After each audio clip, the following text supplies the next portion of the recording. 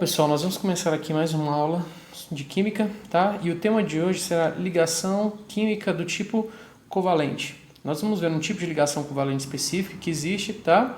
E alguns casos particulares que nós vamos também estudar nessa aula. Bom, primeiramente, né, pessoal?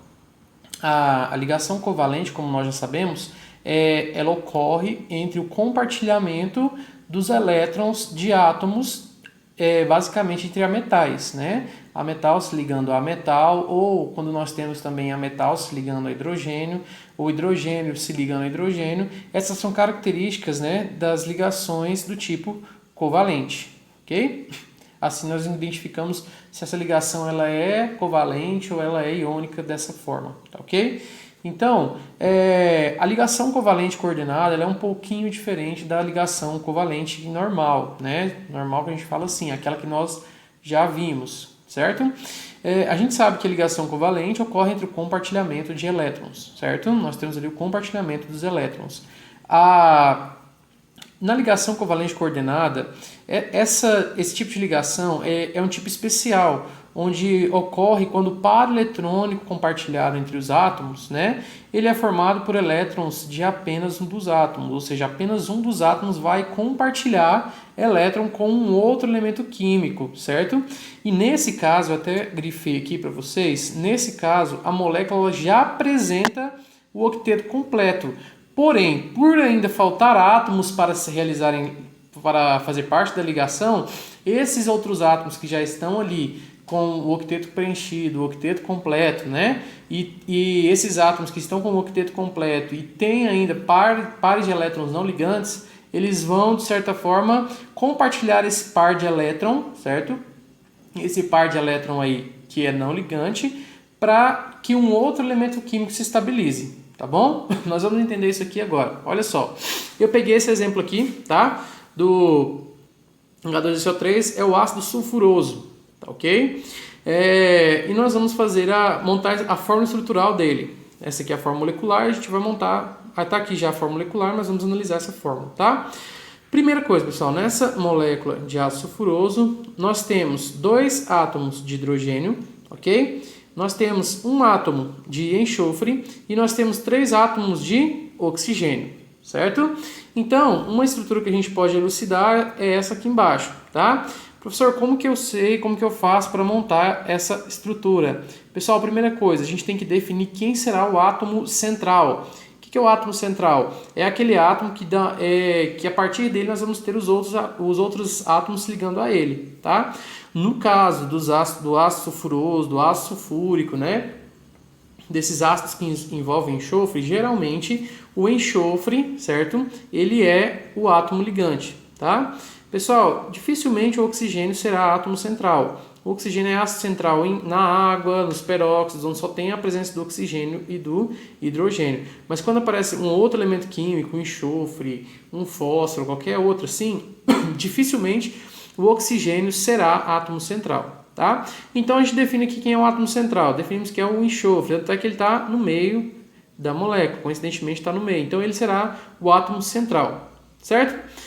Essa representação aqui, pessoal, indica os elétrons que estão se ligando e os que não se ligam na ligação, tá? Então, esse xizinho aqui representa os elétrons não ligantes, tá? Então, quantos elétrons não ligantes o átomo de enxofre tem? 1, 2, 3, 4.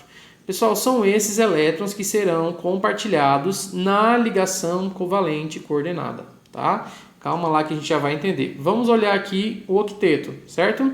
O oxigênio, pessoal, o átomo de oxigênio, ele também tem aqui os pares de elétrons não ligantes, tá? Porém, o par de elétron não ligante da ligação covalente coordenada que será compartilhado na ligação covalente coordenada será o do átomo central, tá bom? E não será os dos átomos periféricos, mas sim do átomo central. Eu só representei aqui esses elétrons não ligantes para nós contarmos a quantidade de elétrons. A gente sabe que numa ligação química a gente vai ter na ligação covalente, né? A gente vai ter o compartilhamento de elétrons de um de cada átomo, tá? Então o oxigênio aqui compartilha um elétron e o enxofre compartilha outro elétron, por isso que a gente forma o traço, certo?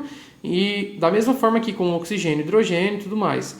Olhando quantos elétrons o oxigênio tem? 1, 2, 3, 4, 5, 6, 7, 8. Aqui nós contamos os pares de elétrons não ligantes e os pares de elétrons ligantes. Ó, regra do octeto, ok. Esse outro oxigênio da mesma forma. 1, 2, 3, 4, 5, 6, 7, 8. Ok? Os pares de elétrons não ligantes e os pares de elétrons ligantes. Regra do octeto, ok. O hidrogênio, ele se estabiliza realizando apenas uma ligação, certo? Então, os hidrogênios também estão ok. E o enxofre também. Nós temos aqui 1, 2, 3, 4, 5, 6, 7, 8 elétrons no total, com os elétrons da ligação, certo? E aqui nós temos dois pares de elétrons não ligantes, representado pelo X, e os elétrons ligantes aqui nas ligações. Certo? Então, pessoal, o que vai acontecer? Na ligação covalente coordenada, o que vai acontecer? Nós vamos ter o seguinte caso aqui, ó. Deixa eu só colocar aqui por cima para a gente entender. Tá? Então, olha o seguinte. Aqui esses dois X aqui são os elétrons, um dos pares de elétrons não ligantes do enxofre, tá?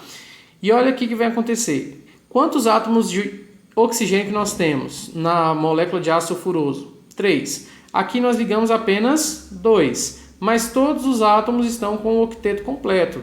Então o que vai acontecer? Esse enxofre, ele vai compartilhar um dos pares de elétrons, com esse átomo de oxigênio aqui, ó. Ou seja, ele vai dar uma afastada nesses pares de elétrons. Para quê? Para que esse átomo de oxigênio aqui se estabilize também, se estabilize igual os outros, certo? E a esse compartilhamento de elétrons aqui de um átomo que já está estável, a esse compartilhamento de elétrons nós chamamos de ligação covalente coordenada, ok? Então a essa interação aqui nós chamamos de ligação covalente coordenada, onde um átomo, um elemento químico que já estava com o octeto completo, ele compartilha um par de elétrons não ligantes com outro elemento químico, aqui no caso é o oxigênio, para que esse outro elemento químico, ok? Para que esse outro elemento químico se estabilize também, tá certo? Então, para isso, então, pessoal, nós vamos representar da seguinte maneira. Geralmente, né, a gente costuma representar esse compartilhamento dessa forma. Então, nós temos aqui o hidrogênio, o oxigênio, o enxofre, o oxigênio e o hidrogênio, né? Aqui eu não representei os dois, o par de elétrons não ligantes, tá?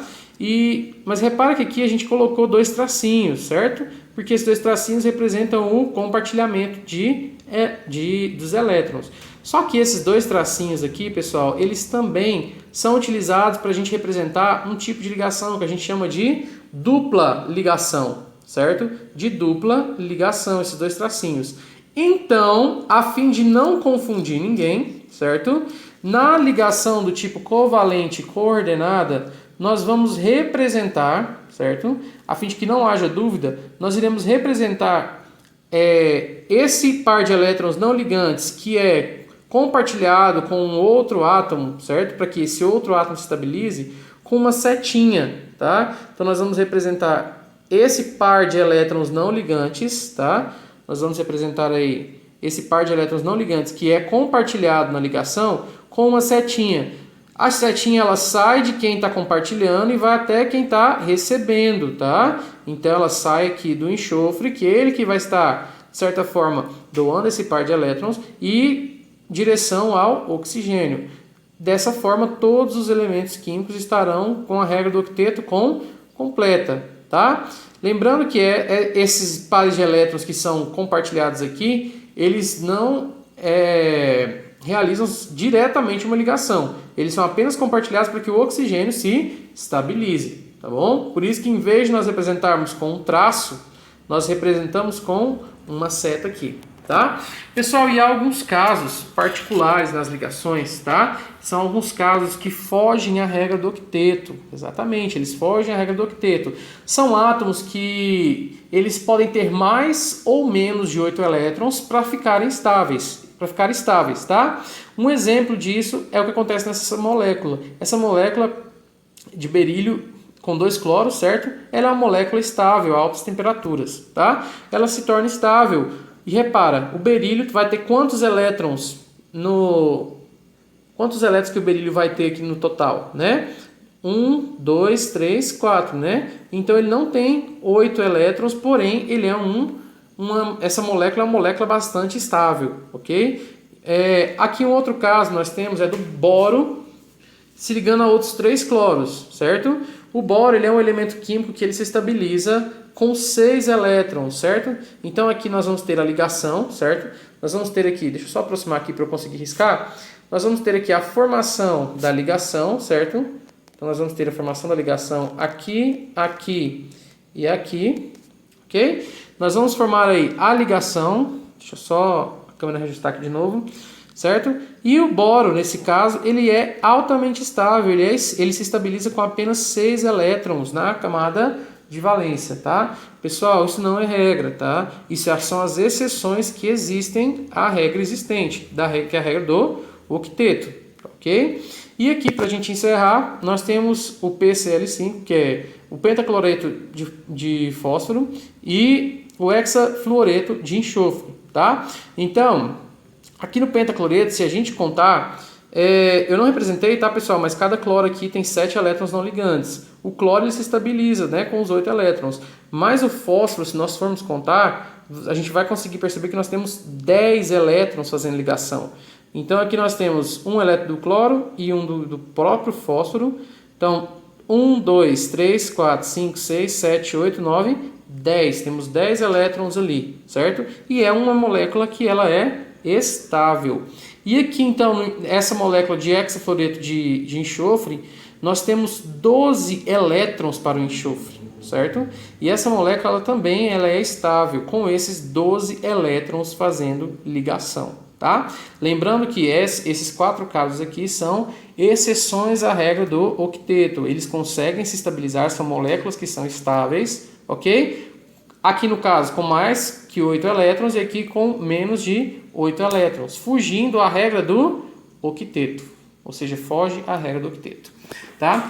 Bom, pessoal, essa aqui foi a nossa aula de ligação covalente, tá? Ligação covalente aí coordenada nessa aula de hoje e alguns casos particulares que fogem à regra do octeto aí, tá bom? Pessoal, bons estudos aí para vocês e até semana que vem.